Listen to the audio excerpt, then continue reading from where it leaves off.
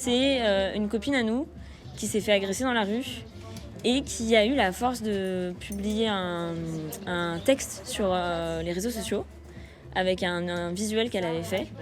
Et en fait, ça a vachement tourné, où dans ce texte, elle dit, elle raconte toute son agression et elle dit son ras-le-bol général. Les Déchaînés, c'est né d'une bande de potes qui rentraient à vélo ensemble et qui, en parlant de tout ça, voilà, on discutait, disait ce serait bien qu'on fasse un collectif de meufs et de personnes de minorités de genre qui font du vélo, ce serait super et tout.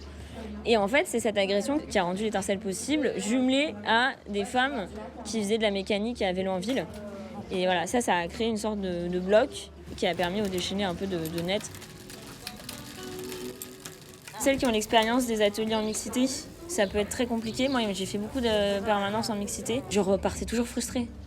J'avais passé 3 heures à mettre un garde-boue et j'avais pas réussi. On m'aidait pas trop, ou j'arrivais pas à m'imposer. Et il y avait personne qui était à l'écoute, on me prenait les outils des mains. Et donc ça peut très vite être déroutant. Et donc en non-mixité, c'est parce qu'on a un peu tous ce même passif et cette même expérience de la mécanique, que du coup, ensemble, puisqu'on est des personnes concernées par ça, on peut se donner la possibilité en fait d'apprendre. Et c'est qu'en descendant. Essayez de remonter pour voir. Là, c'est bon, du coup. En fait, de pouvoir réparer soi-même son vélo, il y a un côté mais tellement, en anglais, empowerment, quoi. Regagner, c'est ça, gagner de la puissance, en fait. C'est vraiment ça. Et c'est trop chouette d'être...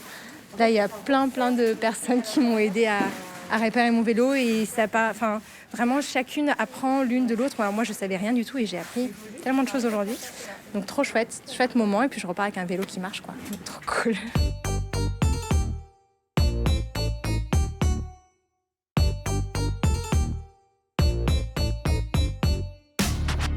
Le vélo, comme beaucoup d'expériences en tant que femme, c'est un combat. Comme prendre les transports en commun, comme marcher dans la rue la nuit, comme combattre une endométriose, c'est un combat.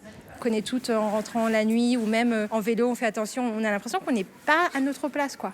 Dans les Vélorussions, nous, ce qu'on essaye de faire, c'est justement se dire au moins, là, tout le monde peut venir et nous, on sera toutes là pour permettre de rouler.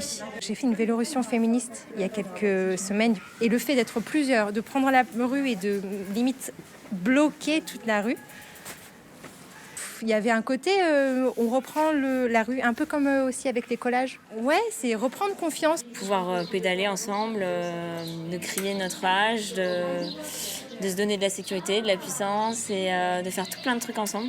Et ça a créé toute une nouvelle sociabilité liée au vélo que j'avais pas du tout avant, qui a été imbibée de féminisme tout le temps, quoi. Donc c'était parfait pour moi, quoi.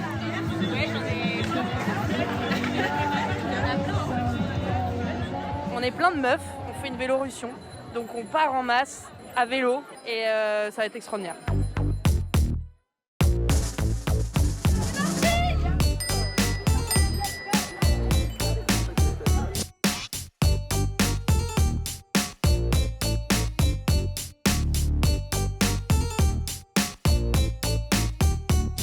C'est super, c'est trop bien, c'est trop bonne idée, elles sont trop belles.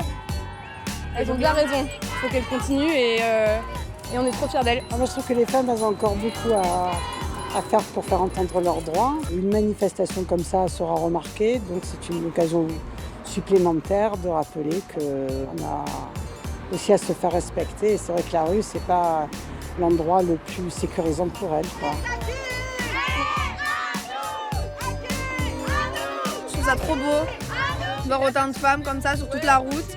Ça change de ce qu'on voit. C'est génial. Vous avez raison, continuez. Je pense qu'il y a beaucoup de femmes qui en ont plein le cul de se faire klaxonner et qui prennent des réflexions tous les 3 mètres. Donc c'est bien, c'est un combat à mener, ensemble d'ailleurs, hommes et femmes. Donc très belle initiative.